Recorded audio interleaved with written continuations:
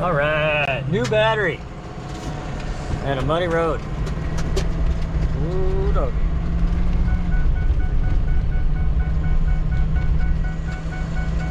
I probably should put my seatbelt on.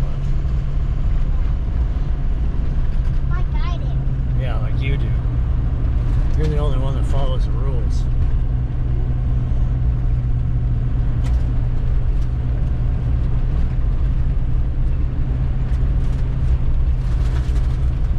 You really need a handle for this thing. Hey, roll your window down real quick.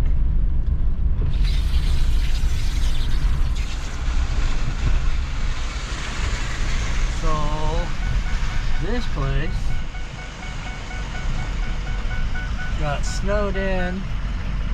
The last snow we got, well, big snow, and then a bunch of wind.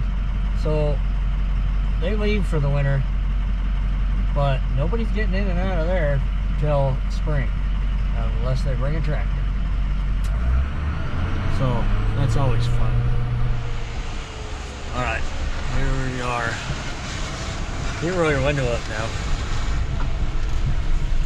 I don't want to listen to all the noise. This was all covered in a foot of snow this morning when I came in.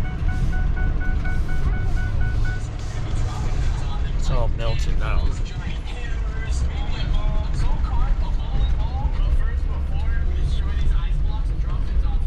All right.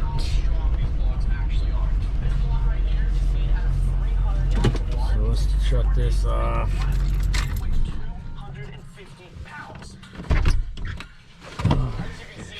Coffee. Ice against ice doesn't really work. We have an ice block that we're going to try to destroy to show you guys how strong it is. So, Abe, I believe you're adding some water inside. Yes. Hot water. What are you watching? Unspeakable. Yeah? Uh-huh. Show me. Hot water coming through. Hot water. You say What are they doing? hot water. They're destroying 300 pounds of water made into an ice cube. Oh yeah. It takes 4 days to make one of those. It's melting. We kind of just filled it. Not around here, it wouldn't. Okay.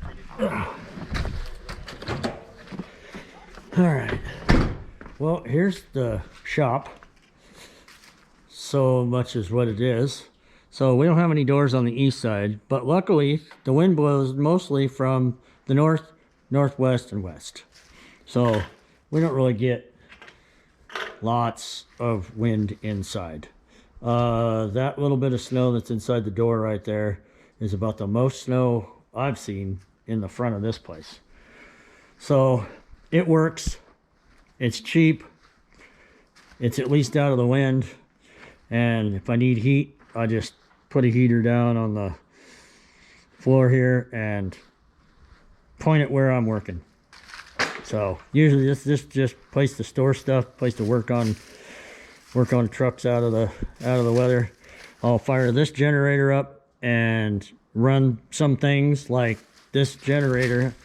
I fire up to run this welder if I got to weld anything that's heavy. Otherwise, I just use my little Harbor Freight lunchbox welder, which is what I call it, which is pretty much takes up less room than my kid in the truck. We got to find a new place for this, but that's in the works too. We're going to take this toolbox right here.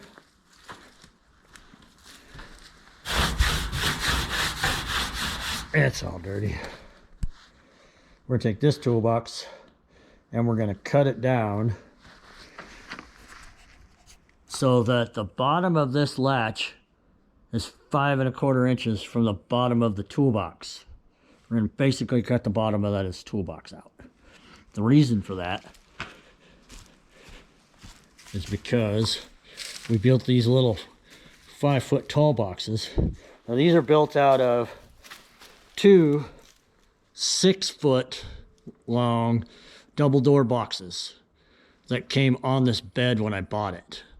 But one end out of each of the toolboxes, the opposite ends, were rusted out, just beyond, they were gone. It's been on this bed since it was new.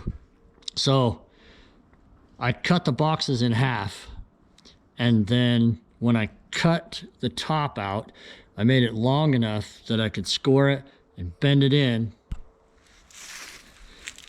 and then bend it over and weld all the way around it to make one 3-foot box for here. I did the same thing for the other side. Then I took the 2 ends that were rusted. It was the back of the box and the bottom of the box that was all rusted out. I took those and, whoop, dropped the camera. And I cut the lid out of it. The whole front. As much as I could get out of it. Cut it all out. And then I bought a piece of plate steel, which that stuff is crazy expensive these days. I paid almost as much for that piece of 4x8 steel as I did for this entire flatbed with those 2 6-foot boxes on it. And this 42-gallon auxiliary fuel tank that has, it's got a, let's get it open here. Hang on a second. This is tough. So I need to adjust that. So we take this, lift it up, slide it, and lift it up like this, and there's a toolbox in the top of it. It's about, I think it's 4 inches in the front, and I think it's 5 in the back. That's where I got my dimensions for my toolboxes, is kind of by how much stuff I managed to pack into this box. So this is just as absolutely convenient as you can get. Drop it, put it back together.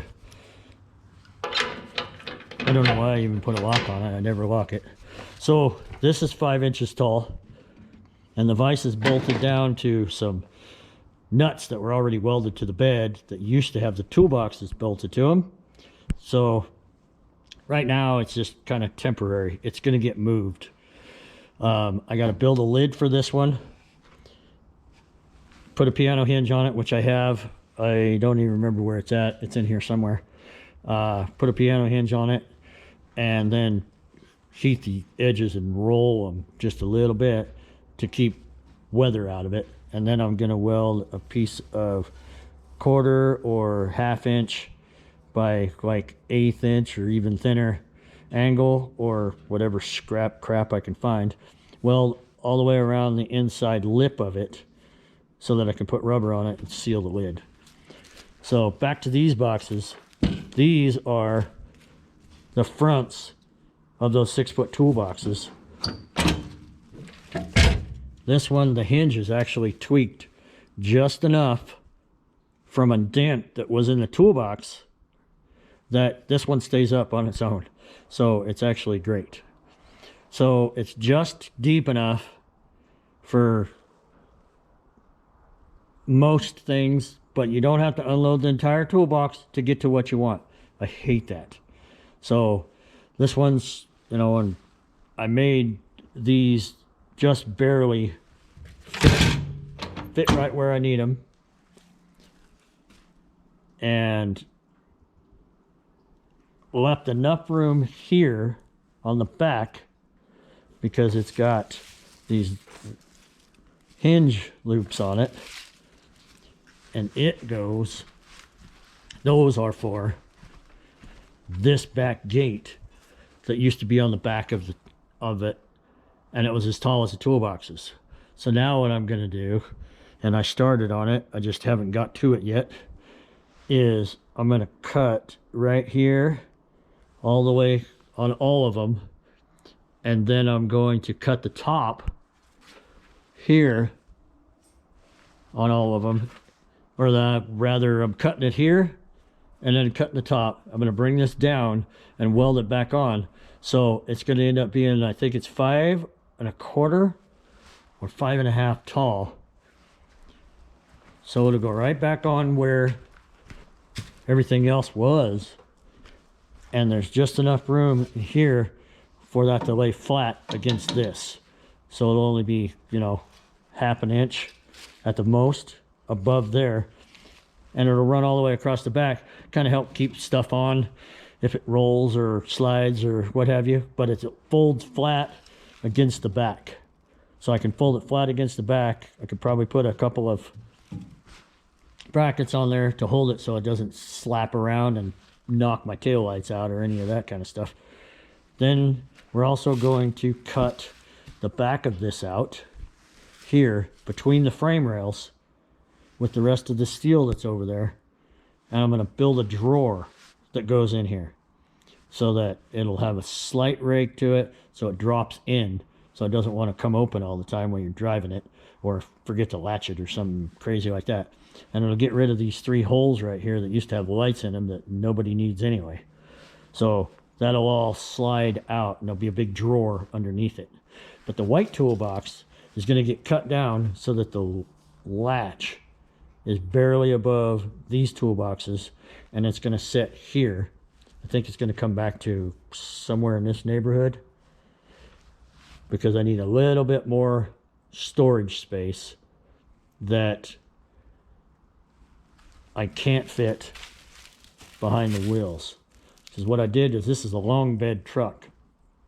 I bobbed the frame, this frame, I bobbed 4.5 inches to fit this short box, the short bed, flatbed on this frame, which actually works well because it used to be on that truck. And I bobbed that frame 8.5 inches. But luckily I saved the pieces and I welded them back on when I put the bed back, the box back on it, and put the back bumper on it. I put 14 taillights in it, 14 tailgate, and a